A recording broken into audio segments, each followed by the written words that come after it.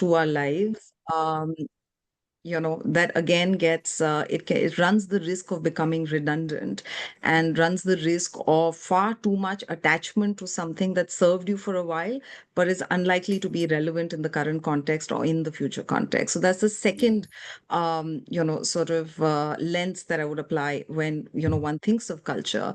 And the third one, this is something that we've been talking about a lot internally at Fractal. It's accountability around culture. And it's really hard for us to hold ourselves, leaders, and every single employee accountable when it comes to culture. We're all accountable for revenue, profitability, and a whole range of other metrics. But, we started, talking of culture as, what's that immune system that the organization needs? And therefore, that creates a certain level of accountability. And that, to our mind, as we're having more discussions around it, really accountability is what bridges that gap between talk and language and real action. So these are three, I'd say, dimensions or lenses that I would apply when thinking about culture. I love that. I love energy and immune system, two words that you've heard so far that really landed. Thank you. Over to you, Seema. What are your three words for making culture real? You're on mute. Thanks for that question, Shalini. And once again, before anything else, a big congratulations to everybody, right? Param, you and the entire team. And may you go from strength to strength. So three words that come to mind. One is honesty, the other is transparency, and the third is outcomes. And I'll take a few more words to explain what each one of those mean. By the way, great insights from Preeti as well as Rohini, right? One is honesty, and yes, of course, every company I think more or less tries and does their bit to define their own culture. Those then you get to see them splashed across conference rooms, across new hire learning, and whatnot, right? And when I think honesty, what I mean is, being very brutally honest, right? To talk about what of this is genuinely reflected. How are we measuring whether it's genuinely reflected? Is it the lived experience of thousands, hundreds, lakhs, whatever the volume of the workforce is, right, of different kinds, on an everyday basis across the length and breadth of the organization? What part of it breaks under pressure? Right, under performance pressure, under other kinds of pressure, let's say financials are not happening or growth is not happening or whatever. And so being very honest about what part of all of these beautiful statements, right, is genuinely the lived experience versus not. That's the first thing that comes to mind. Secondly, when I say transparency, I also mean a little bit of critical thinking, right? And to with our employees, right? I mean, we have all these nice engagement surveys and things like that, right? Or they could be dipsticks, they could be whatever, right? And the ability to have genuinely honest conversations with our business leaders, holding them, I think somebody mentioned accountable, right? Holding the light to them, because one of the definitions of culture is what you tolerate, right? And so when it comes to performance conversations, or when it comes to consequences, right, or accountability, then are you, for example, saying, okay, he or she, right, delivered fabulous results last year in terms of business outcomes, and so we allow them to get away with a little bit of rough edges, right? And so being very, very transparent around what it is, what it isn't, and what are we holding people accountable around, right, once you've defined it and built capability around it. The third piece is around outcomes. Once again, I think it's very important to say what parts of our culture genuinely lead to business outcomes, right? And sometimes it's like the difference between fun and engagement, right? Fun is like, okay, a rangoli competition, I don't know, whatever, right? Or a Deya competition, or a fancy dress ethnic competition, or whatever. But engagement is much harder. Engagement is much deeper. It's about, the genuine connect to the organization, whether or not your manager is fabulous, whether or not you feel fairly evaluated or paid or whatever, right? All of these are extremely hard to do. Whether you feel you're growing in capability, skills, and, careers and so on. These are very hard. The fun things are very easy to do, right? But again, connecting culture to business outcomes, saying, for example, innovation, right? Everybody wants to have a more innovative culture, and genuinely, right? Very hard to do this. To say genuinely what are some of the things that we've done that have led to an innovative culture, and how does that resulted in a business outcome? As an example, if that, by the way, is one of the touch words, right, in the culture statement. And by the way, every single word that is there in the culture statement, how are we able to measure in terms Mm. of business outcomes, right? If not, does it deserve a place over there? So I'll just leave you with these thoughts. I don't necessarily always have the answers, but these are some thoughts that come to mind. Absolutely. There's time for answers still. We have the hour to go. But I love the common themes that have emerged, across all the three panelists. The way you've described is like the tangibility or the lived experience and the manifested behaviors that you're seeing in the organization, whether it's in decision making, whether it's in like the impact on business outcomes, or like Rohini said, in the accountability that people are taking as an immune system for the organization. How is it actually showing up rather than just being spoken about or being a statement? I think that's the common thread that I see across all. And whether it's quiet or whether it's shouted from the rooftops, actually what it boils down to is every employee experiencing it and demonstrating it. Like Preeti said, if when you walk into an organization, can you actually feel it in the energy? Is also a way of actually seeing if it has been translated into a lived culture. I loved all the three words, all the 9 words that we've heard so far. Uh, Built off of that, I think, like you said, it takes a lot of effort to translate the intangibles of culture into something that you see into everyday behavior. And we've heard to no end. We all know culture eats strategy for breakfast, but also doing the hard work that it requires to make culture real is causing a lot of organizations to skip breakfast when the day-to-day stresses take over. And so what has been your experience with this, and how have you addressed it? uh, what how have you responded to these situations where sometimes it seems like culture takes a backseat when other so-called more important uh, issues take over and force you to skip breakfast?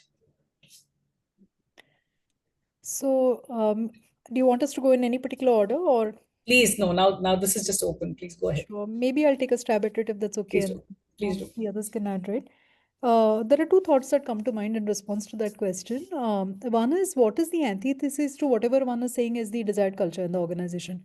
Mm, Either antitheses or roadblocks. And I'll just go back to the same example of innovation, right? If that's a desired culture, then what will be the roadblocks or what will be the challenges that come in the way of that? I think it's very important to understand that and to see how much of that is real in the organization mm, and to try and take that away, right? A perfect example of lack of innovation could be one is, of course, competence, capability.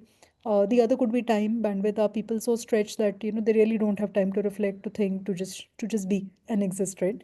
Are there enough collaborative things that are happening, right? Are there different teams coming together, getting time to go a little bit deep and to think about the possibilities as a result of that? Another very important thing is around psychological safety for innovation. How are risk-taking behaviors treated? And is somebody's neck on the line, right, if things are not delivered? So, for example, if somebody's taking a stretch target or somebody's taking that moonshot goal, then if those fail, by the way, how are they being treated by the organization, right? mm, Is that understood as, this person took his or her neck out to do something which is industry beating or leading or completely not there in the industry at all, right?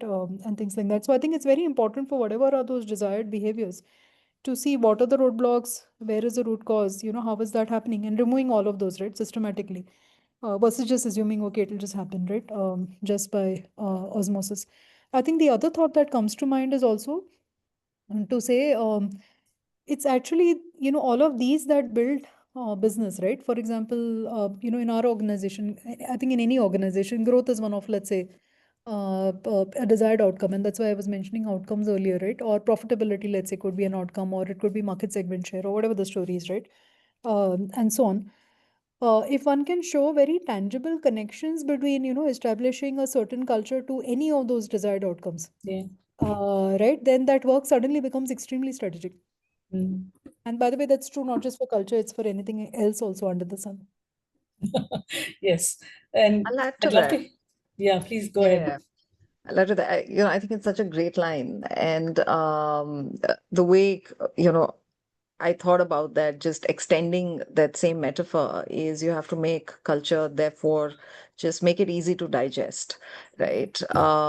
It has to live in very small micro bite-sized daily habits. The minute we try and separate it as a separate organism, and then try to my mind, try to over-engineer it, and show how and why it's relevant, means it's not that relevant to begin with. But it has to get deeply, deeply embedded in just the way we are, the way we function, the way we show up, how we run meetings, how, maybe I give feedback in a conversation, how we take decisions. This has to be habitual because, human behavior is such that anytime there's pressure, we're not going to rise to our desired aspirations of how we think we should behave. We always fall back, and the default is we fall back into our habits. And therefore, making this, deeply ingrained in the day to day, and that's a really hard one. Um, but then when you're skipping breakfast, what I'm correlating that is with stress and where there are moments of stress. And that's really when culture gets put to the test. So Yeah. it's very easy for us to talk about values, when things are smooth. But if things start to fall apart when culture's under stress, and the culture was fragile to begin with. So I think, it's about building deep habits in the day to day, and embedding culture, and constantly testing for it and recalibrating for it is the only foolproof way to be able to tide through these kinds of stressful situations. Beautiful. Thank you. I think I want to just build on what both Seema and Rohini, touched upon. So when we talk about outcomes, right? I think we're really good at rewarding outcomes, but it's not that easy to also look at how those outcomes were achieved. Stay patient with the process of how somebody is driving or achieving those outcomes, right? So, how do you, disproportionately recognize, reward people who are actually staying aligned to your values and delivering outcomes in the process? I think that's like really critical.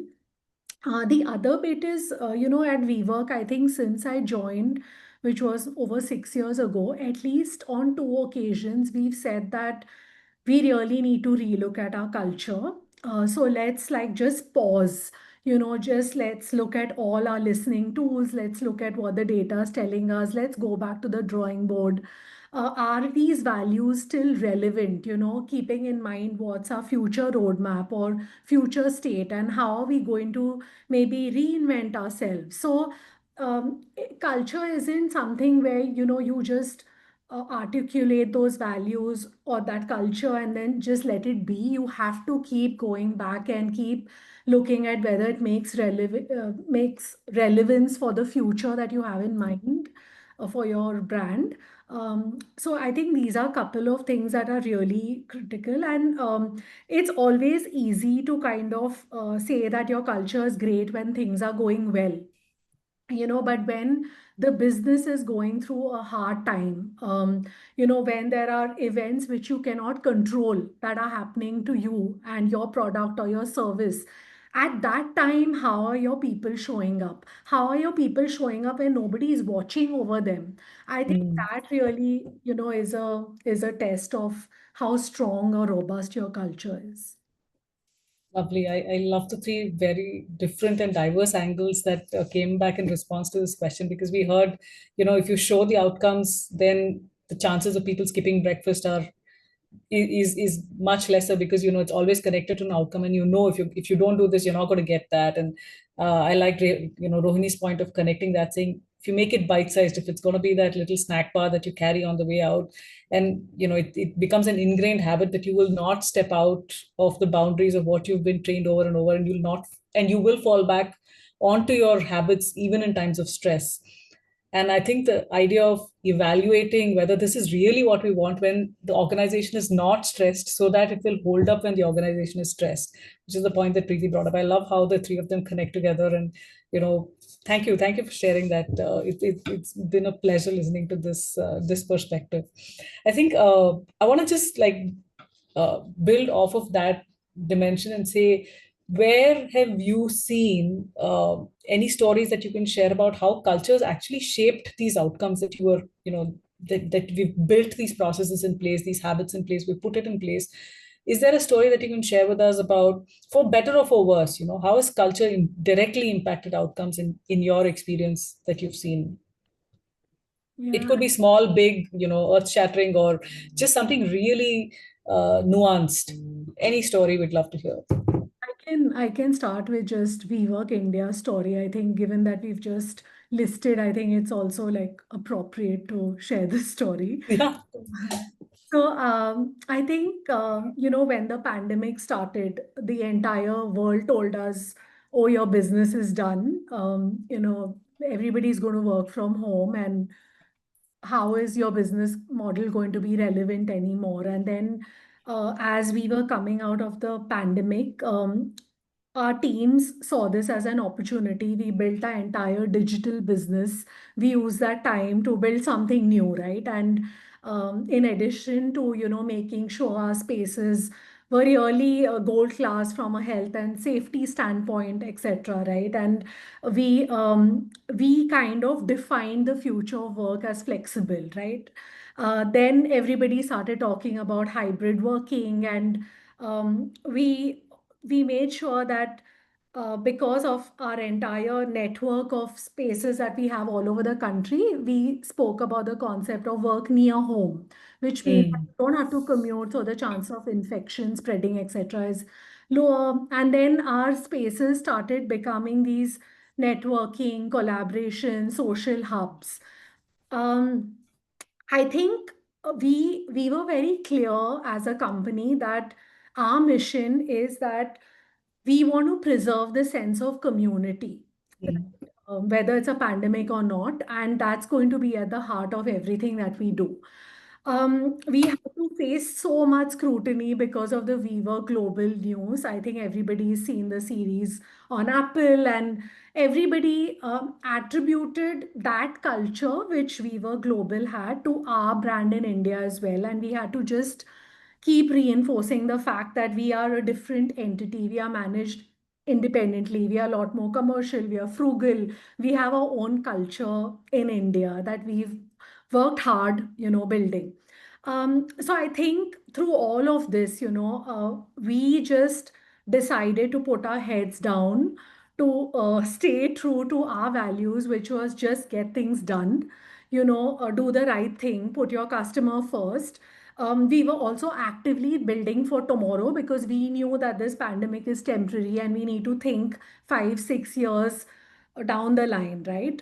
So we use that time and we stayed entrepreneurial. So for me, that kind of is our story, and how we emerged, we achieved the outcomes that we wanted to achieve. And like Karan, our CEO, often says, for us, we really believe that our culture is our secret sauce. Mm. Absolutely. I love that. Yeah.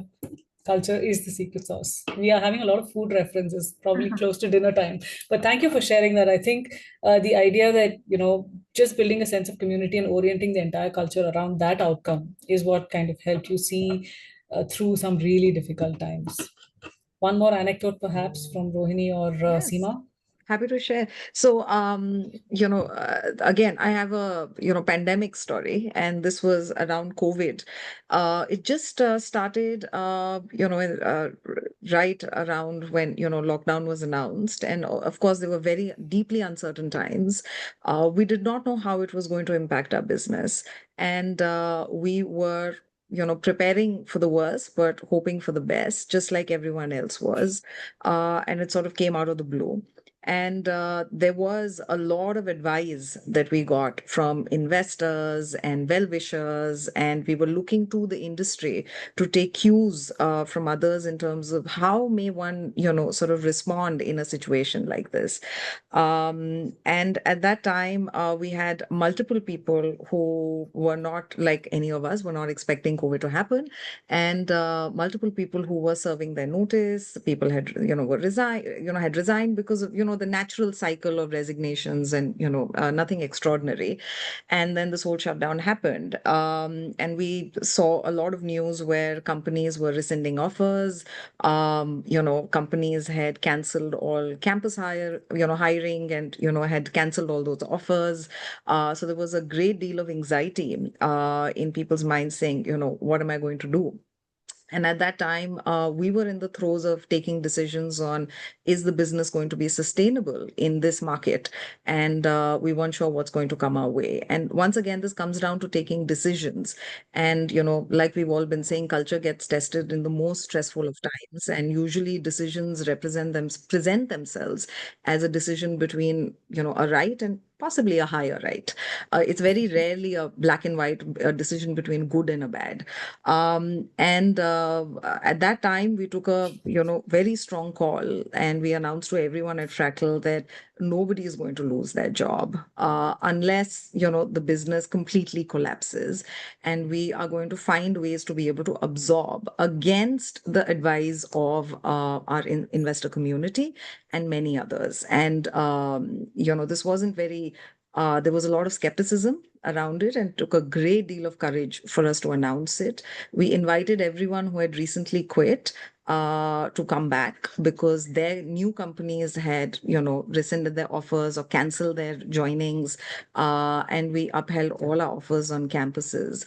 And to date, Shalini, we have people remembering this. Yeah. And, of course, it impacted attrition, it impacted engagement, it impacted and created a very deep sense of just belonging in the organization, and a very high degree of safety. So this very often gets referenced in a lot of stories that we share at Fractal in terms of how are we living culture, and especially how are we taking bold and courageous decisions when the house is possibly on fire. So yeah, this was one that always sticks. Thank you. Like two stories that gave us goosebumps, and I've been on the inside story of that, on the other side of that story, Rohini. And yes, it was a really tough time, and it was beautiful how that was handled. And I think we're going to speak a little more. Seema, please do add your anecdote, and then we'll speak a little more about what makes this happen, right? Like how can you actually put things into place, and ensure that this kind of thing happens consistently in an organization. Would you like to share an anecdote? Sure. So, two of the culture edge values, right? We call it a culture edge. One of them that we have, it's by the way reflected as ABC, and then there are two I's. There's no E and D. But anyways, A and B stands for audacity, and B stands for bias for action. Right? Those are two. And by the way, C stands for customer focus. So, these are some of the tenets of our culture, right? And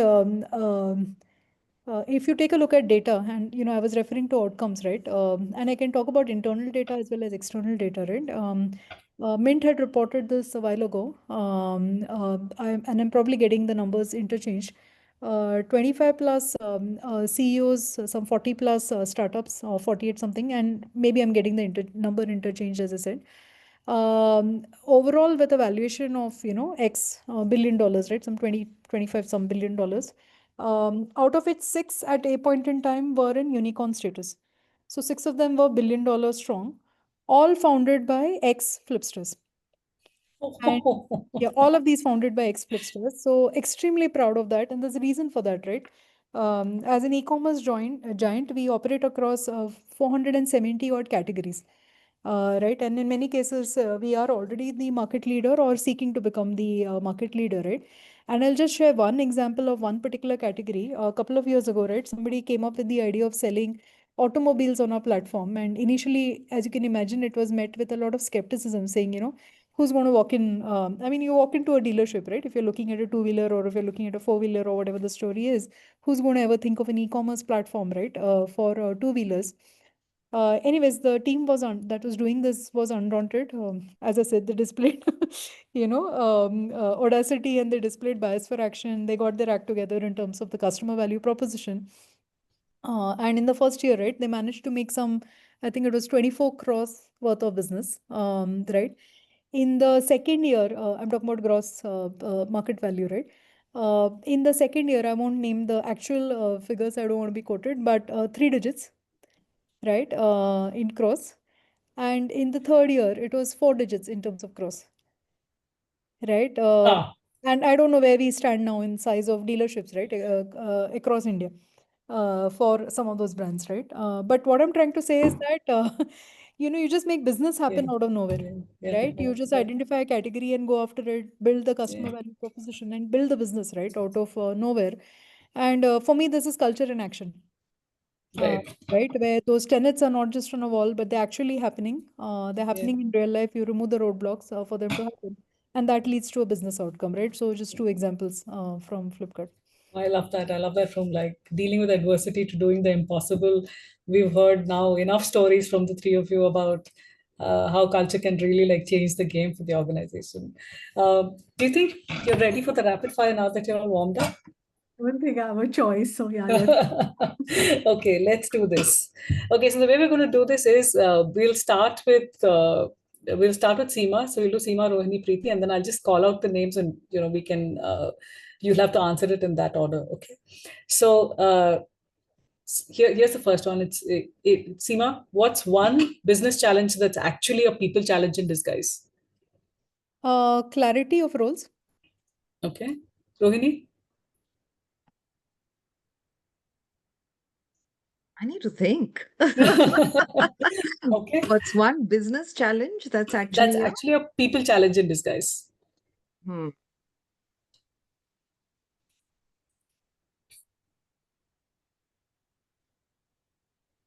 Give me 30 more seconds. No, Preeti, that's why fine. don't you go? We can pass. We can pass. I know this is a difficult one to start with for a rapid fire. Yeah. It's a tough one. I'm thinking of a few, but I'm discarding them as I'm processing them in my head. Okay. Preeti, you want I'll to come go? back to you. Yeah. Sure. I think achieving any financial metrics or not, whether it's Right. new EBITDA, they're always positioned as business problems, but I think in reality they are people problems. Yeah. Who's gonna meet those business goals? It's gonna be the people. Lovely. Okay. So this one's I got my oh answer. yeah, go ahead, Rohini. Just before I was gonna shift. Go ahead. Yes. Very often I think it's innovation Mm, because it's not so much about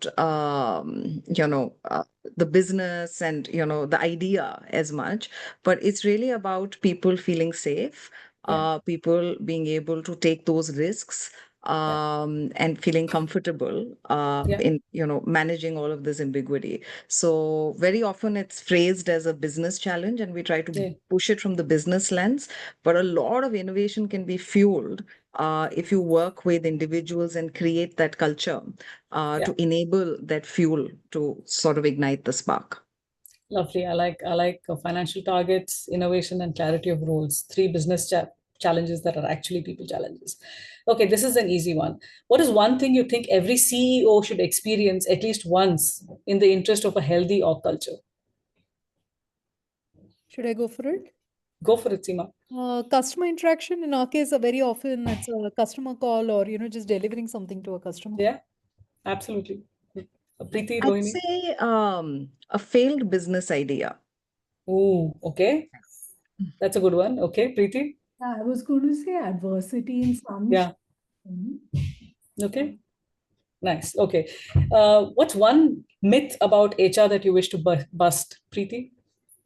What's one myth about HR that you wish to That is not bust? a support function. Every time I hear that, I just want to like shoot somebody. I think we are like absolutely core to the business and such a strategic driver. So they're not a support. Lovely. Let's do in The reverse other order, one Rohini. for me Yeah. is that only people who are HR professionals are ones who love people, right? Everyone's like, why do you want to be in HR? Because I love people. So that just has to be busted. This is not about everyone loves people, right? So Or yeah, not. or not. Lovely. Okay, Seema. Yeah, so this debate that you keep hearing about, right, which in my mind is complete rubbish, which is there no future for the HR function? Right. So, Love that. Okay, so on that note, let's take Rohini first. What's the best and the worst part of being a chief people officer today? The best part is to be able to shape the growth and trajectory of the organization. Um, the worst part is I don't know if it's the worst, but definitely a challenging part is to be able to carry so many people with diverse perspectives along. It's challenging. It's not the worst. Actually, that's quite exciting, but it's definitely it's quite challenging because the times that we're in with everything that's happening around us, not everyone comes along for the ride or is aligned to where you want to go. And that's definitely possibly the most challenging and draining part of the role. Okay, Preeti? I think the best part is definitely the impact you can create. You can touch almost every aspect of the business and all the functions, every metric, directly or indirectly.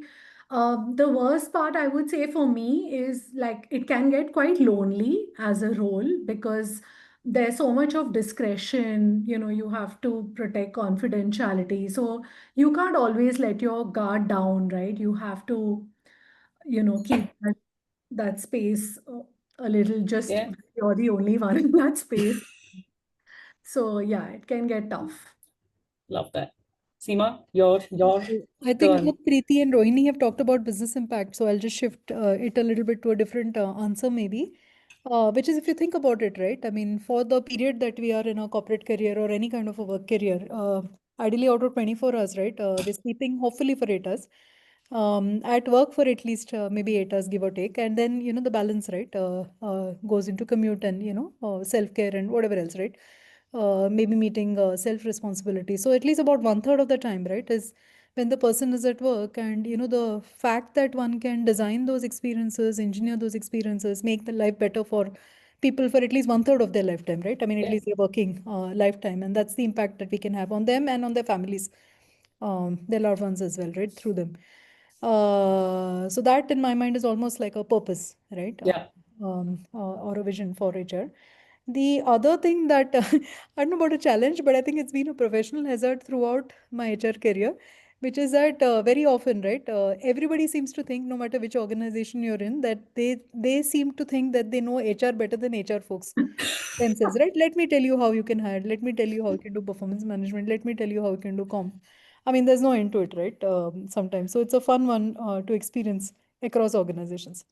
I love that. I was just about to say that, maybe just before this question, that we're probably having a few tame answers for too tame for a rapid fire, but I know that now that the heat is up. So let's have a playful one to kind of amp it up a little bit. If your company's culture was a mascot, who or what would it be? It could be an animal, it could be a cartoon character, it could be a superhero. If your company's culture was a mascot, what would it be?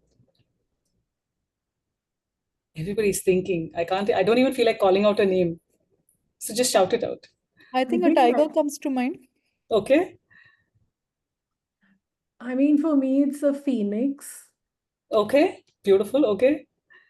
And Rohini? It's a really tough one, Shalini. Well, it's a rapid fire, Ah, so um,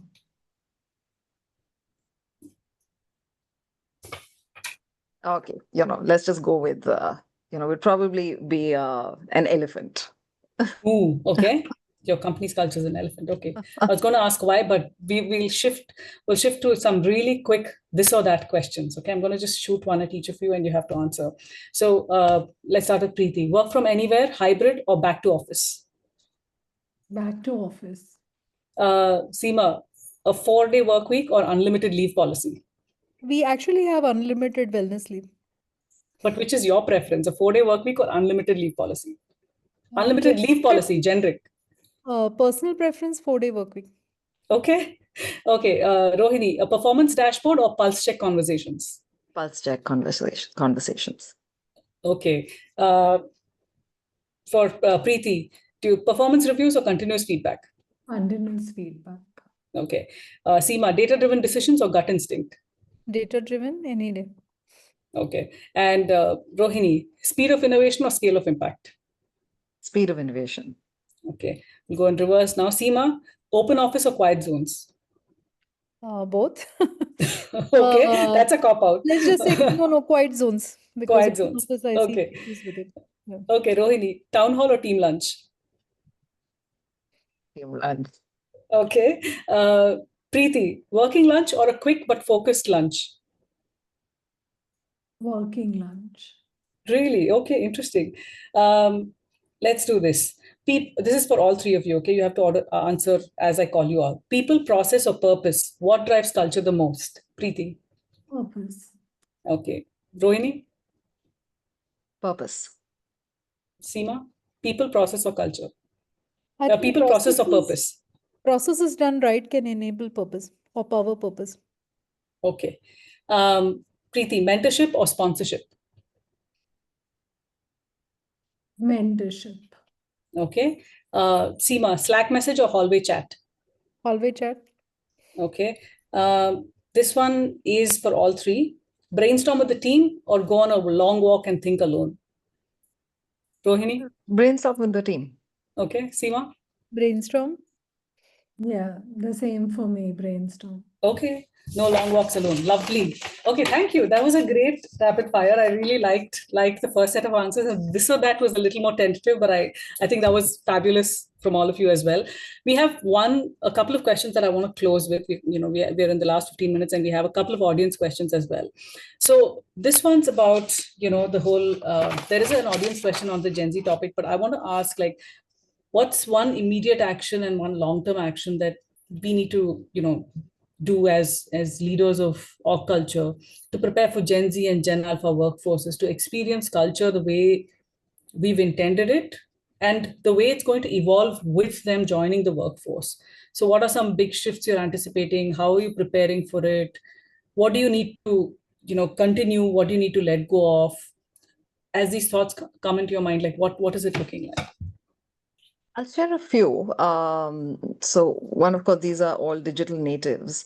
And one thing that we're doing internally is we're moving from telling people about what our culture is and, trying to indoctrinate people into our culture to listening more and getting them to help us co-create and continue to shape it.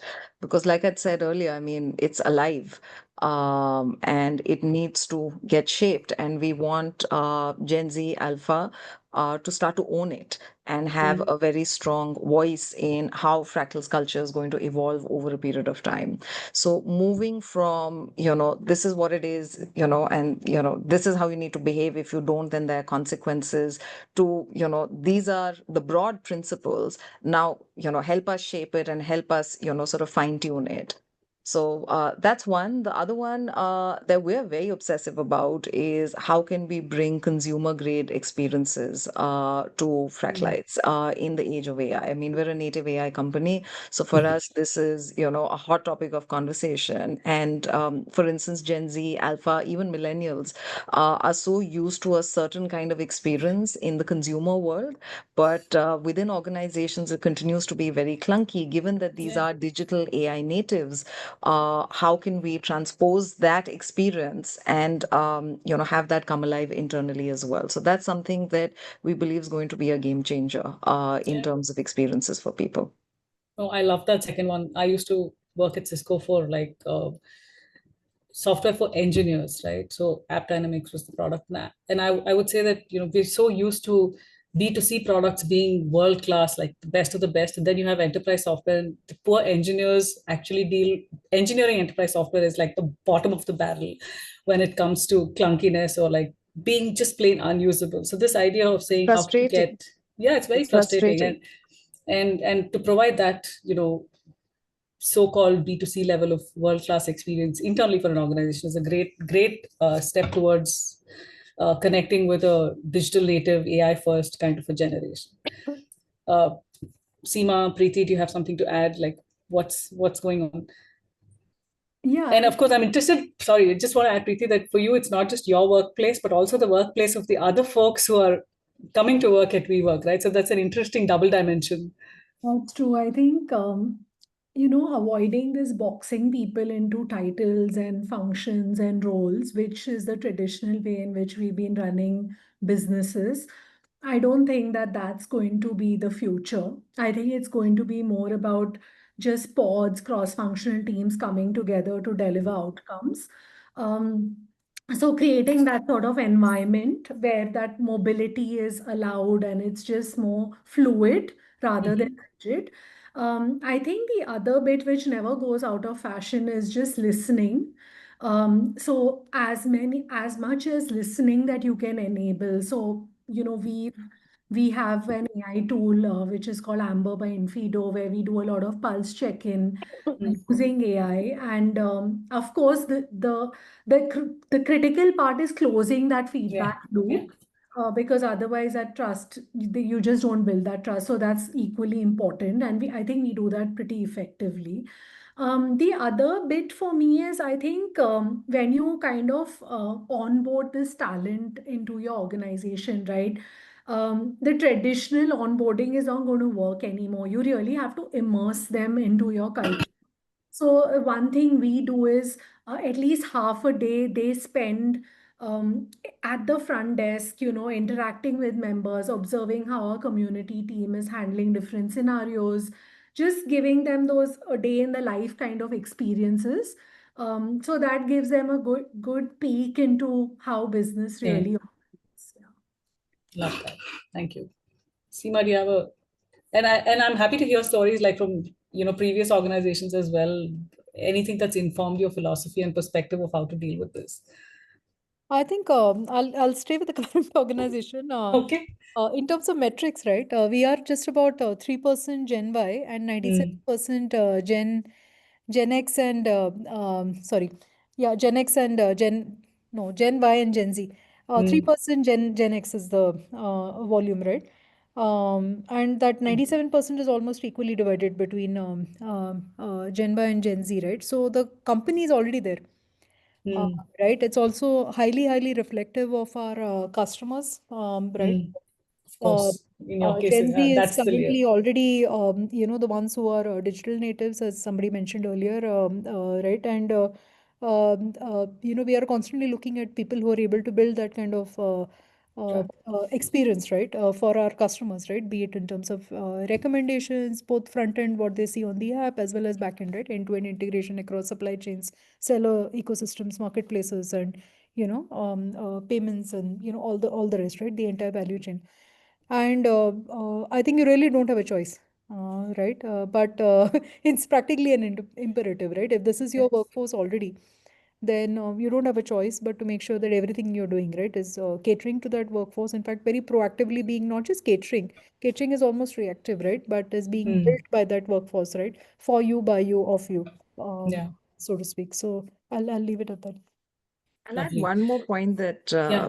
I was thinking about as others were speaking. I think the other one to me that is going to be really important is creating a greater sense of agency and Mm, freedom in the hands of employees. mm, Organizations for far too long have been structured, with power residing in certain pockets at the highest levels of the organization, and then that power, starts to get diluted and distributed. Um, I visualize the future where the power balance is going to get flipped, where employees are going to have a much stronger voice, will expect a significantly higher level of freedom and a lot of agency in shaping not just their career outcomes, but also making very active choices in terms of, do I visualize myself in this organization? Do I get that sense of purpose? And I actually feel like it's going to be a very exciting time mm, for organizations, for professionals practicing human resources and culture. It's going to be a very, very exciting time for mm. us to start leaning into some of those expectations. I love that. Thank you, because it segues beautifully into what was going to be my last question for us today. And I just want to observe that this is the only one of the four panels that we did that is all women, including the facilitator, right? And if you know Param, my co-founder, you'll know that he's gone on LinkedIn, ranting against manels, what he calls manels, where there are panels with absolutely no women in them, irrespective of what the topic is. And so I think three big things is super happy and super proud that we have like the opposite of a manel here. And so I want to end by asking, what's like the biggest misconception about why there aren't enough women at executive levels in many of these like really leading successful organizations, in terms of like, just building off of what Rohini said about power concentration and agency, how is that reflecting? What's your take on it? And you've had like, up close and personal view of this. So what's your take on it?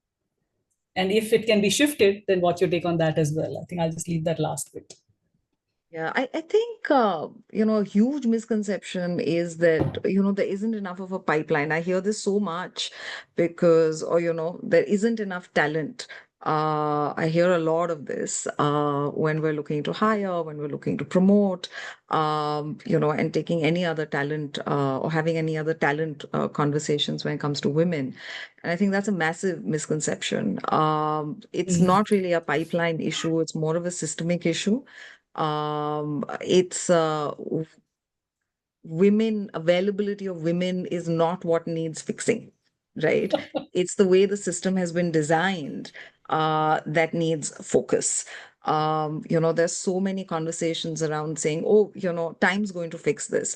Over time, as and when, the urban population, there's education, women will join the workforce, representation, at the top was naturally going to, it'll naturally fix itself over the years. Again, the other one that I hear a lot is it's a confidence issue.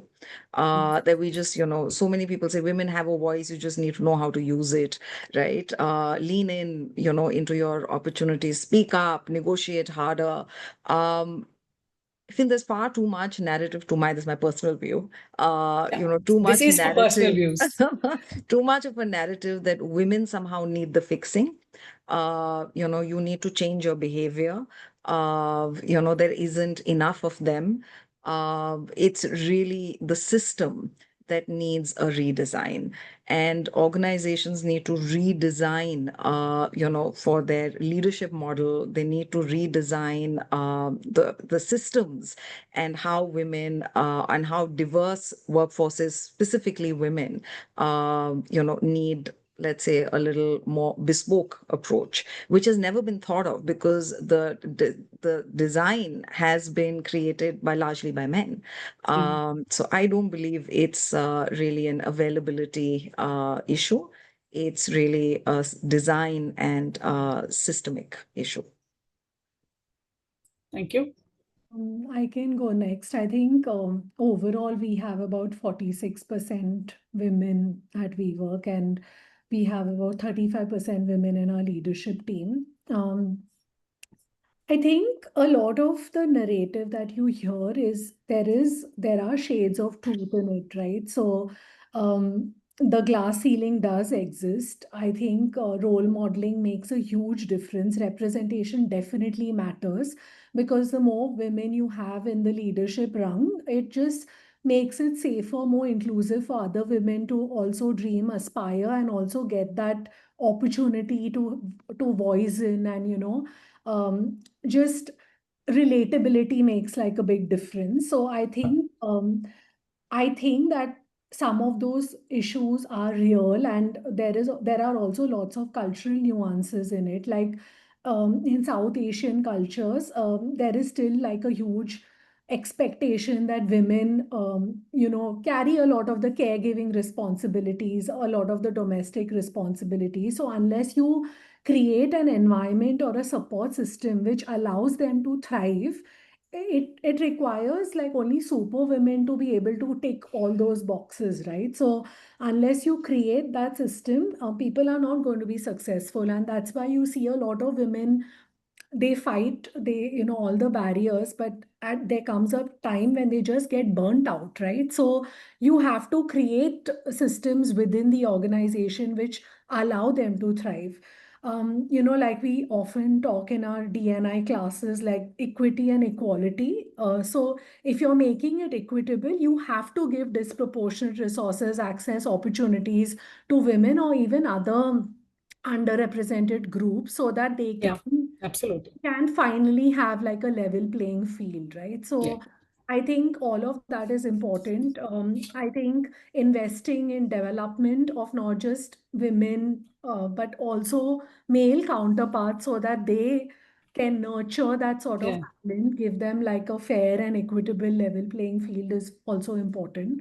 So there's a lot to be done in this space. I think the pandemic set us back a lot on this agenda. And across the world, you saw the numbers dropping. You saw so many women dropping off the workforce because they simply couldn't manage both worlds, right? So we have a lot of catch up to do. What I've also seen is the moment you make it a mandate, like Rohini said, from somewhere the series turn up, from somewhere a candidate slate has suddenly like capable women, making it to the short list. So making it a priority and, assigning targets sometimes also helps getting the right talent, giving the right talent the opportunity. Love that. Seema, anything to add? Then No, I'll I close think with a both Preeti and Rohini have been very eloquent on this. I agree with everything that they've said. Nothing. no additional misconception for you to add to the list. Okay, so I'll close with an audience question. There's two questions that I'll just combine and ask. So one that says, how can we balance human purpose with tech efficiency in today's digital age? And can you share an example where a subtle change in process or environment led to a noticeable cultural shift? So one is about how do you balance human purpose and tech efficiency in today's digital age. The other one is about an example of a subtle change that caused a noticeable cultural shift. Please choose to answer either one of them. I can let me take a stab at the human and tech, right? Because it's a conversation we have a lot internally, and this is a question that we get a lot, right? Especially with AI and the perceived threat that AI is going to eradicate a lot of jobs. Um, it's really, we feel, at least our internal point of view on this and mine as well, is that redundancy is not going to be caused by AI.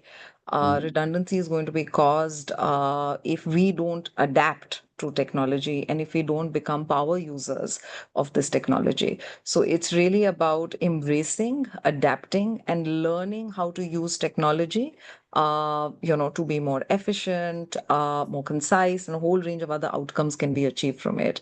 So it's not a battle between human and machine. It's not some kind of a standoff that's going to happen and one will prevail over the other. It's really about, again, embracing and being able to work with tech. So individuals who fight this and actually see this as a battle versus inviting learning and using AI and technology are the ones who are going to be redundant in the future. Love that. Any subtle change in the process or environment? Does either one of you want to take that question? Seema or Preeti? Yeah, I'll keep it a little light and short. I spoke about risk-taking and innovation quite a bit in the first part of this panel, right? And amongst all the other things that we did, while obviously there are many more things that have been done to enable that. But on a lighter note, right, slightly, one of the annual awards that we have is actually called the Moonshot Award. And this is given to projects that had very, very lofty ambitions and that failed spectacularly.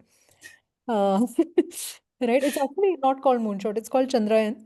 Okay. Right. But it's meant to be those moonshots, right? And so on. And the idea is that we can laugh, we can learn. No heads are rolling. In fact, these guys actually are called on stage. They're actually given an award. It's a monetary award. They're given certificates. All the fun things happen. But the intent of this is to recognize the fact that these people have taken a risk. It doesn't matter whether it's failed or not failed.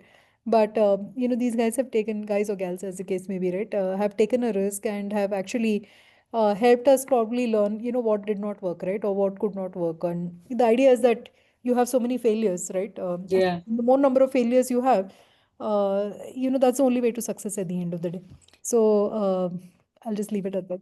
Oh, that was a lovely example. I love the Chandrayaan subtle but very powerful intervention. Preeti, anything to add before we wrap? Yeah, I think the first point, building on what Rohini said, it's not a war between like tech and humans, existing or overtaking one, overtaking the other. I think for me, both at work and personally, the question really is how is this going to add to the quality of my life, right? So with all this additional time that I'm going to make for myself because of technology that I'm going to fall back on and automation and AI, how am I going to lead my life better, right? So if in the work context is in terms of learning new skills, upskilling myself with new tools, on the personal front as well, like what is it that I'm going to do with all that time? Because I think that's going to be like the existential question that we are all going to be facing. I love that. I think that was one of the questions that was addressed even in our AI panel, saying, it's all very well to talk about the efficiency, but what are you going to do with the additional time that you get at the end of the day? Thank you. I think there is a couple of more questions, but I don't know if we have time to get to it because we're already 4 minutes past time, and I really want to give everybody back their evening. Thank you so much, Preeti, Rohini, Seema. It was absolutely lovely chatting with you about your beautiful journeys through building culture for the organizations that you've worked with, that you've shaped. It's been an absolute honor for Studio 3 Big Things to have you on RefrAct 2025 on the Org Culture Reframe panel. We really, really loved talking to you.